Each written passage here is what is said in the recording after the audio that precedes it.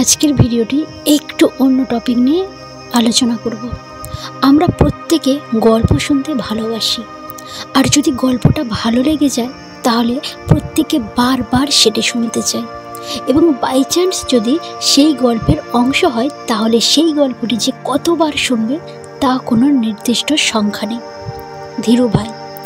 ধীরুভাই আম্বানি গুজরাটের একটি গ্রামের স্কুল টিচারের ছেলে। তিনি 25 বছরের কম সময়ে রিলায়েন্স ইন্ডাস্ট্রিজ তৈরি করেছিলেন। Indian only private sector Fortune global 500 কোম্পানির বিশ্বের 500টি বড় কোম্পানির মধ্যে একটি, যে কোম্পানিটি কন্ট্রিবিউট করেছে ভারতবর্ষের মোট জিডিপি 3%, প্রোডাক্ট এক্সপোর্টেড 5%, সরকার দিয়েছে 10%, মোট ট্যাক্স রেভিনিউ 10%ও বেশি। যদিও ধীরুভাইয়ের সর্বোচ্চ ডিগ্রি ছিল ম্যাট্রিকুলেশন, কারণ তিনি ছোটবেলা থেকে মনে করতেন যে লেখাপড়ার সাথে টাকা ইনকামের কোনো যোগাযোগ নেই। তাই মাত্র 16 বছর বয়সেই পাড়ি দিয়েছিলেন ইমান দেশে, যেখানে অ্যাডেন শহরে গিয়ে পেট্রোল পাম্পের অ্যাটেন্ডেন্ট হিসাবে কাজ শুরু করেন। যদিও এর আগেও তিনি পকোড়া বিক্রি করেছেন, কারণ তার জীবনধারার প্রধান উদ্বেগ ছিল উপার্জন। তিনি প্ল্যান করতে শুরু করলেন।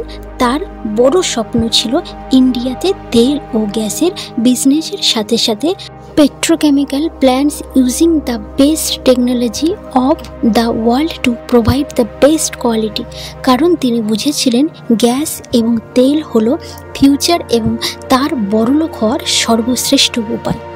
বাট অর্থনৈতিকভাবে স্বাবলম্বী না হয় সেটা সেই সময় প্রায় সম্ভবই ছিল না। তাই তিনি পেট্রোল পাম্পে কাজ করাকালীন টাকা জমানোর উদ্দেশ্যে আরও বিভিন্ন পার্ট টাইম কাজ করতে লাগলেন এবং বিজনেসের আদব কায়দাগুলি শিখতে লাগলেন। 2 বছর পর কিছু টাকা জোগাড় হয়ে গেলে তিনি ইন্ডিয়াতে ফিরে আসে। তার কাকাতো ভাই চম্পাকল্যাণ দামানের সাথে পলিস্টারের বিজনেস শুরু করেন। 3টি চেয়ার, একটি টেবিল এবং একটি টেলিফোন নিয়ে, এবং কয়েক বছরের মধ্যে তাদের বিজনেসটি হিট হয়ে যায়।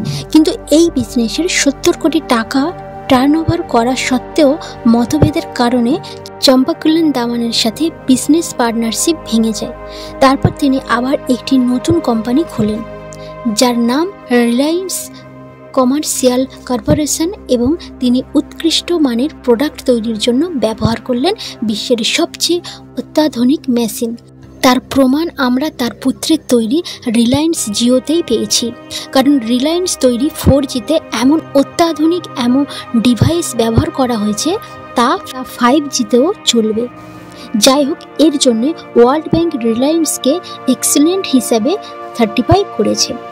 1977 স্টক মার্কেটে প্রবেশ করে এবং ট্রাস্টেড কোম্পানি হওয়ার জন্য বহু মানুষ তার কোম্পানিতে ইনভেস্ট করে এবং আস্তে আস্তে বিশ্বের সেরা 5টি কোম্পানির মধ্যে একটি হয়ে ওঠে। এবং আপনি কি জানেন, তার মৃত্যুর সময় তিনি 75,000 কোটি টাকার মালিকে পরিণত হয়েছিল। যাই হোক বন্ধুরা, খুব সংক্ষেপে আমরা রিলায়েন্সের সাকসেসের স্টোরিটা আপনাদের সামনে তুলে ধরলাম, না হলে ভিডিওটা অনেক বড় হয়ে যাবে। তো জানেন, আজকাল দিনে গভর্নমেন্ট জব হোক বা নন গভর্নমেন্ট জব হোক, দুটোই পাওয়া বেশ শক্ত হয়ে দাঁড়িয়েছে। দিন দিন বেকারত্বের সংখ্যাও বেড়ে চলেছে। বেকারত্বের সমস্যা থাকবে, কিন্তু কতদিন আর নিজের ভাগ্যকে দোষ দেবেন? তার থেকে ভালো হবে যদি আপনি ছোট ছোট কোনো কাজ করেন এবং তার সাথে জবের জন্য চেষ্টা করেন, তাহলে আপনার ফ্রাস্ট্রেশন অনেক কমে যাবে। কে বা বলতে পারে আপনার এই ছোটোখাটো বিজনেস একদিন অনেক বড় বিজনেস আকার নেবে? আশেপাশে লোকেদের বা বন্ধুদের ইনকাম করতে দেখে ফ্রাস্ট্রেট হওয়ার পরিবর্তে নিজেই যে কোনো কাজ শুরু করে দিন। মনে রাখবেন, সেলফ এমপ্লয়মেন্টের থেকে বড় কিছুই হয় না। খুব সামান্য ইনভেস্টমেন্ট, শুধু সেই বিষয়ে ইন্টারেস্ট এবং নলেজ থাকলেই হবে। আজ ভিডিওতে যে 10টি বিজনেসের কথা বলতে চলেছি সেগুলোর সম্পর্কে যদি আপনার কোনো ধারণা নাও থাকে, তাহলেও আপনি খুব অল্প সময়ের মধ্যে শিখে নিতে পারবেন। তাহলে চলুন দেখে নিই লো ইনভেস্টমেন্টের টপ আইডিয়াগুলো। প্রথমেই ইন্টারনেট অ্যাডিক্টেড পার্সনের জন্য, যারা ফেসবুক, টুইটার, হোয়াটসঅ্যাপ, ইউটিউবের সঙ্গে যুক্ত তাদের জন্যে সোশ্যাল মিডিয়া ম্যানেজার। বর্তমান যুগ ইন্টারনেটের যুগ। এই যুগে বেশিরভাগ মানুষ সোশ্যাল মিডিয়ার সঙ্গে অ্যাডিক্টেড আছে। এমনকি আপনি যদি সোশ্যাল মিডিয়ার অ্যাডিক্টেড হয়ে থাকেন তাহলে আপনি আপনার অ্যাডিকশানকে বিজনেসে রূপান্তরিত করুন।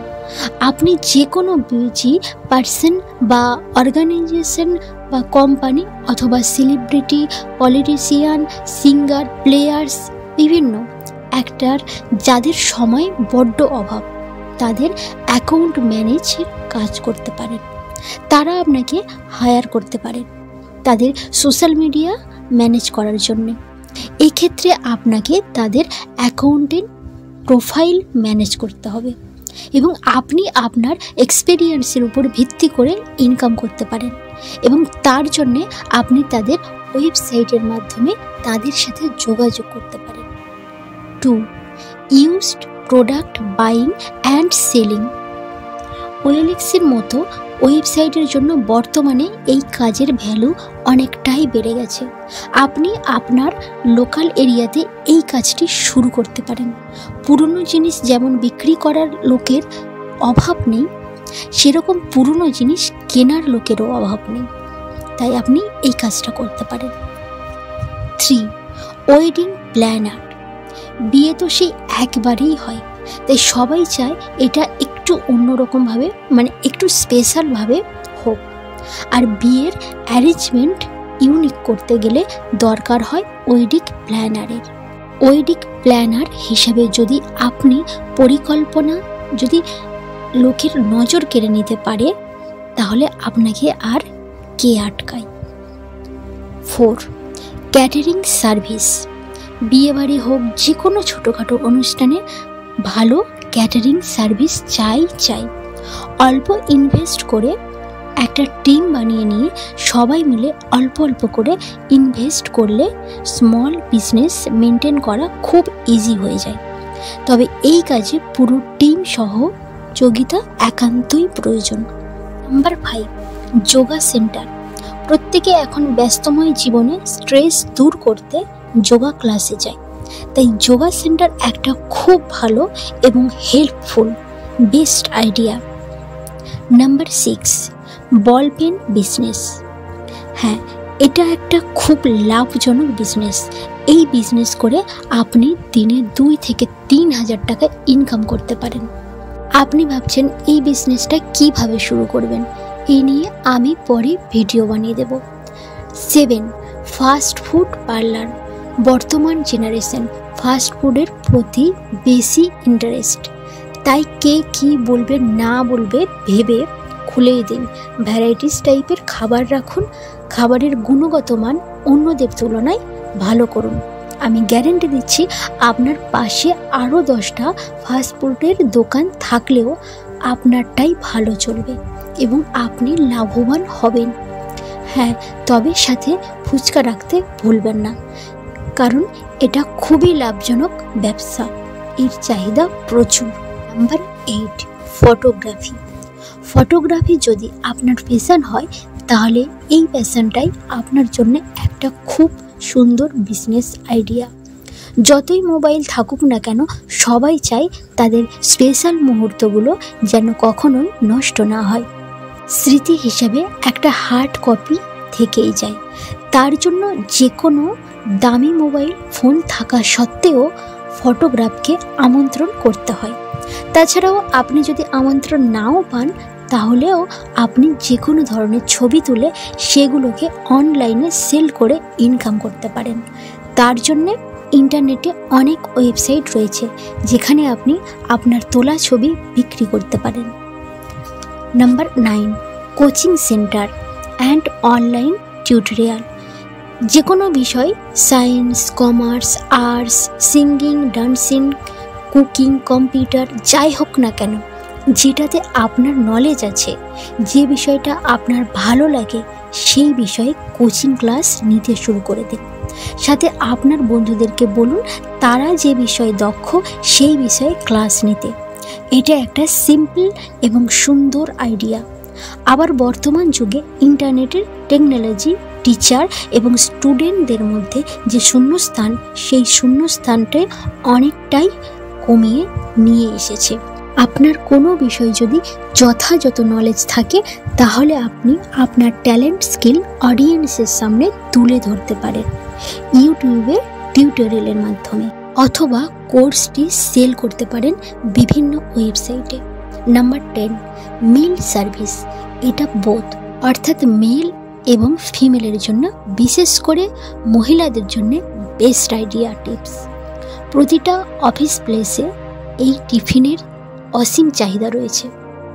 অনেকেই ভাবেন টিফিনটা যদি বাড়ি থেকে আসে তাহলে কাজের মাঝে আলাদা একটা জোর ফিরে আসে, কিন্তু এই চাহিদা পূরণ হয় না। রোজ শুকনো মুড়ি, চা, পাউরুটি চালাতে হয়। তাই স্মল বিজনেস আইডিয়াটা মহিলাদের কাছে অনেক ইজি এবং পারফেক্ট। তারা সুন্দর সুন্দর মেনু করে ওয়ার্কিং প্লেসগুলোতে পৌঁছে সকলের মন জয় করতে পারে।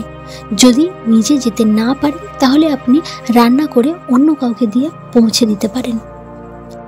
Number 11, nursery and gardening. আপনি যদি প্রকৃতি প্রেমী হন আর আপনার বাড়িতে যদি পর্যাপ্ত প্লেস থাকে, তাহলে নার্সিং অ্যান্ড গার্ডেনিং শুরু করে ফেলুন। এটা লো ইনভেস্টমেন্টে একটা সুন্দর বেস্ট আইডিয়া। আপনি ভ্যারাইটিস টাইপের ফুল চাষ করুন এবং চারাগুলোকে চড়া দামে বিক্রি করুন, কারণ আপনি তো জানেন যে শখের দাম লাখ টাকা। তাই কারোর যদি সেই ফুলটি ভালো লেগে যায় তাহলে সে সেটা কিনবেই। Number 12, medical sample collection.